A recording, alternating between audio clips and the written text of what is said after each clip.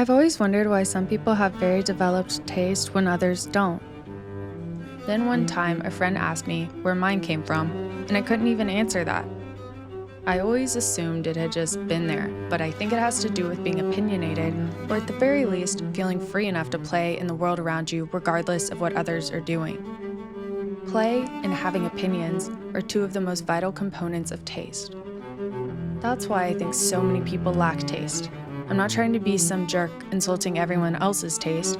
I want to actually understand what's going on here, because I believe a lot of people aren't allowing themselves to even have opinions anymore, in life in general, which kills curiosity and spontaneity. It also kills confidence. We are living in one of the most insecure days and ages, so you're going to see a lot of mediocre conformity to trends and ideas that are not that exciting. People are followers. Instead of letting their mind play or wander, they're just doing what the person next to them is doing. The pace of modern life leaves many feeling like they don't have time to develop as an individual outside of work. All of their decision-making is going toward corporate growth.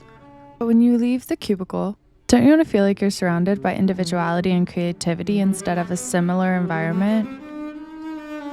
I don't like the excuse of, my brain's so fried after work, I don't want to look at anything except for white walls and white counters because I'm overwhelmed. I've heard that before, and I do feel bad for people that feel like that. I know, though, that there's a lot more satisfaction when you put even the smallest amount of intention into your life. So what if bad taste can be cured by new experiences and new ways of thinking? People say you have to be born with it, but I don't believe that. I know it's possible for someone's taste to get better, but it requires letting go of limiting beliefs about creativity and allowing yourself to make decisions based on what you desire within. It's a great skill to learn to reevaluate what you're attracted to. And in turn, you will attract better into your life, just like with anything. I think that the more we play, the quicker we find our taste. I'm not talking about play that leads to dopamine depletion or numbs you out. I'm referring to a deeper sense of wonder where you explore new things and follow your curiosity to places you've never been before. It can be as simple as watching a movie you haven't seen and curating a mental and intellectual collection of thoughts and ideas that you hadn't had before. Well, I just don't use that word lightly. I have to go, Eli. If you've been through a lot of struggles, you'll probably be pushed toward a life of curiosity sooner. But I believe that overcoming challenges and still finding beauty in life and objects around you enhances your taste. It strengthens the emotional connections we form with objects, experiences, the future, the past, and shapes how we engage with the world around us.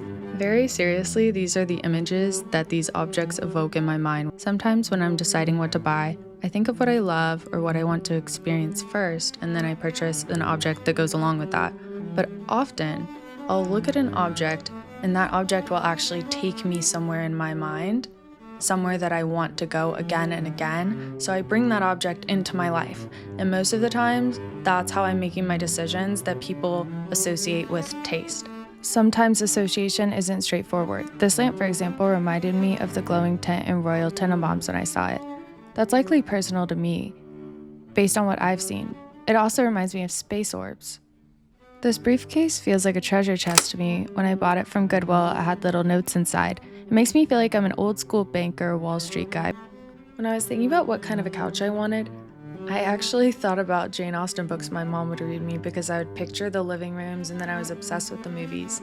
Even though this couch really has nothing to do with that time period, for some reason when I look at it, it's attached to some kind of memory I have that's associated with reading those books, and just the cozy scene of me and my sister sitting there playing with dolls and kind of turning them into the world of the books while my mom was reading to us.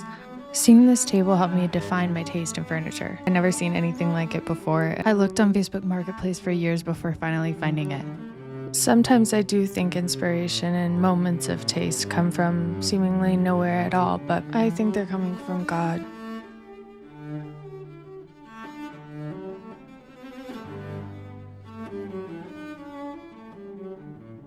These are x-rays of where I broke my pinky when I was 10. We never returned them and I kept them because I loved them. Now I know why.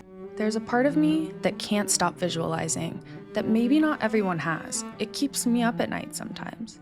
but I think we can all relate to how our life is shaped by a collection of references and emotions, things you've seen, heard, or felt, whether consciously or subconsciously. I've always known that the more I develop my mind in different areas of my life, the more refined my taste will be.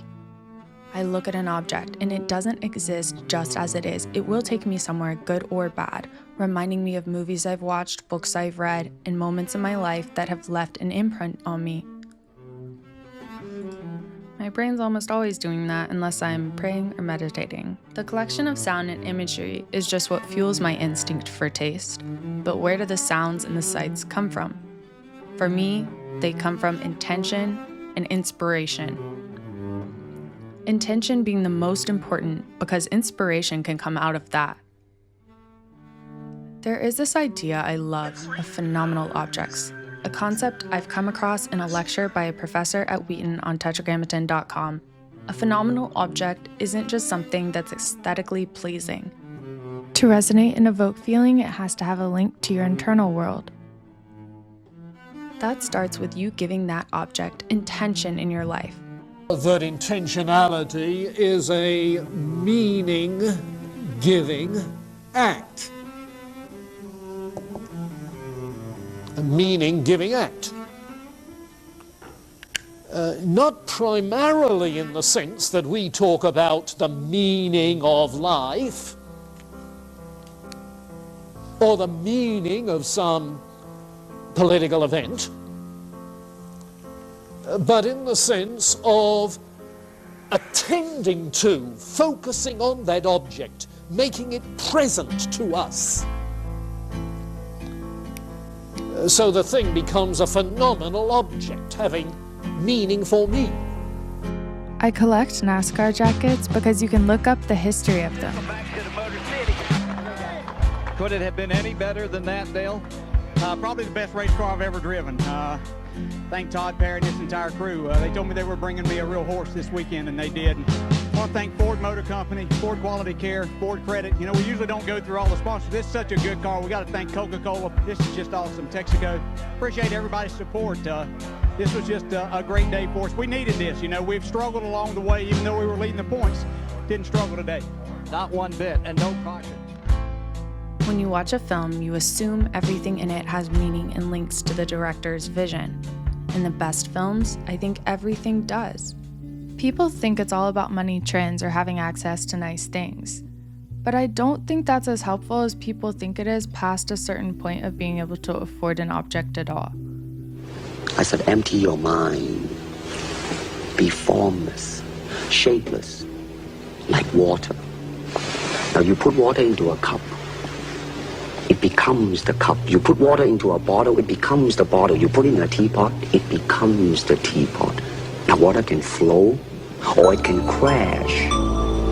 Be water, my friend. We shouldn't shy away from developing our taste before it feels easy to do financially. I started developing my taste early on at Goodwill when I got my first job when I was 15. That was the first time I was buying things that aligned with what I wanted. It may be harder in that it takes a lot more time to search for a secondhand item that aligns with your taste, or you're putting all the more intention into what you're doing. The easier something is, often the less intention we're giving it. So enjoy the early days of this process where you get to really try. Money doesn't give you taste, though having it can amplify the taste you already have, but it often actually removes taste because it takes away the ability to make your own decisions. They're paying other people to have taste for them. I also want to encourage people with a lot of money to take a step back and evaluate what's in their lives. The real power of taste comes from the ability to see beyond the surface, go into your mind, and let yourself be moved by what truly resonates with you. Whether or not anyone else likes it. In fact, I think there should always be aspects of your life that people don't understand because they're not you. That means that you're being authentic. I think taste is so much more than what we wear or put in our homes. It's about how we interact with the world and how the things we choose reflect who we are and where we want to be. This is not just a quirk of perception, but a powerful cognitive process that can intensify our bond with everyday objects, turning them into symbols of comfort, memory, or even identity. This may stem from how we interact with objects through the lens of our memories and our desires. That's why I'm thankful for any struggle or hardship that I've been through. It's not about impressing anyone. It's about what resonates, what moves you, what makes you feel something. You probably don't have bad taste, you're probably just watching the wrong movies. Comment below, do you think taste is something that you're born with or something that can grow? Subscribe for more content on thinking and making without considering anyone else's opinion first.